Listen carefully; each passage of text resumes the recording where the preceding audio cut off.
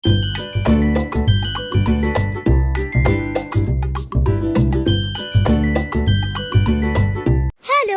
എല്ലാവർക്കും ഹായ്. അപ്പോൾ നമുക്ക് ഇന്നൊരു പായസം വെച്ചാലോ? അതെ, പാൽ പായസം നമുക്ക് വയ്ക്കാം. അപ്പോൾ പാൽ പായസത്തിന് ആദ്യമായിട്ട് വേണ്ടത് ഒരു പാക്കറ്റ് വെർമിസലി, ഉണക്കമുന്തിരി, ഏലക്ക, അണ്ടിപ്പരിപ്പ്, നെയ്യ്, തേങ്ങാപ്പൂള്, പിന്നെ 2 കവർ പാല്, ആവശ്യത്തിന് പഞ്ചസാര. ഇന്നവയാണ് വേണ്ടത്. നമുക്ക് എല്ലാവർക്കും എളുപ്പത്തിൽ ഉണ്ടാക്കാൻ പറ്റുന്ന പായസമാണ് ഈ പാൽ പായസം.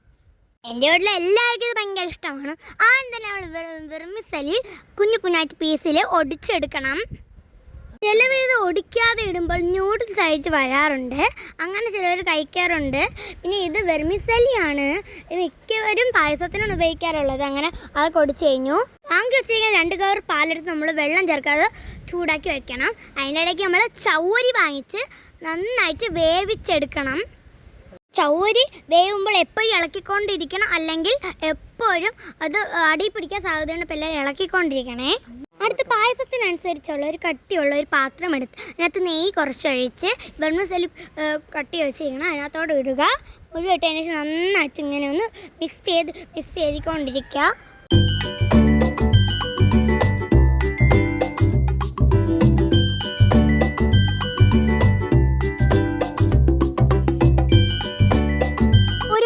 ചെറിയൊരു ബ്രൗൺ കളർ വരുന്നവരെ നമ്മൾ ഇറക്കിക്കൊണ്ടിരിക്കണം. നന്നായിട്ട് കരിഞ്ഞു പോകരുത്, ചെറിയ ബ്രൗണിഷ്.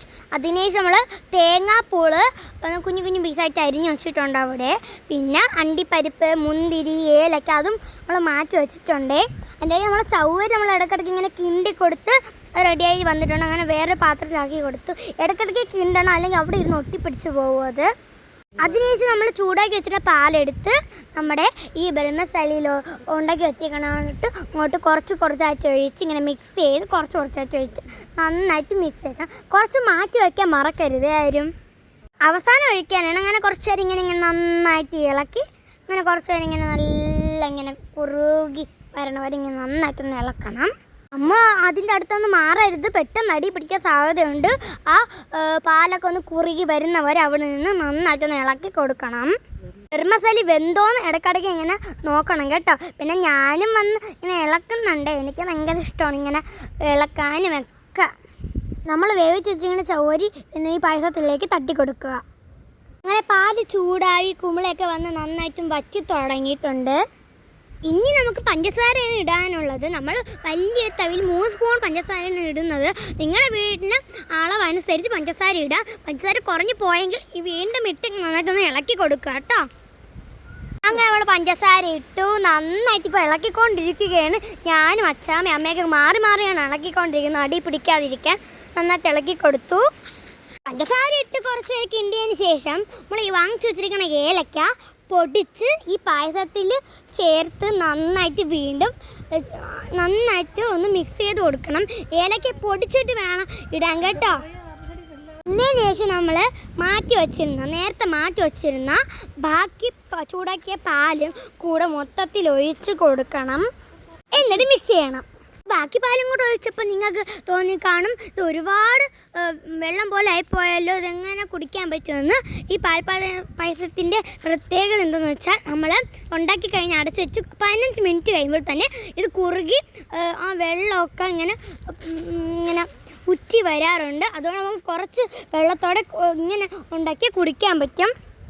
അതിനുശേഷം നമ്മൾ ഈ അണ്ടിപ്പരിപ്പ് നെയ്യിലോട്ടിട്ട് നന്നായിട്ടൊന്ന് വറുക്കണം. അത് ഒരു ബ്രൗൺ കളറാകുമ്പോൾ നമ്മൾ ഉണക്കമുന്തിരി ചേർത്ത് കൊടുക്കണം. ഉണക്കമുന്തിരി നമ്മൾ ഇട്ട് ഒരു ബൗൾ വരുന്നവരെ ആക്കിയതിന് ശേഷം ബൗൾ വന്നതിന് ശേഷം എടുക്കാവൂ.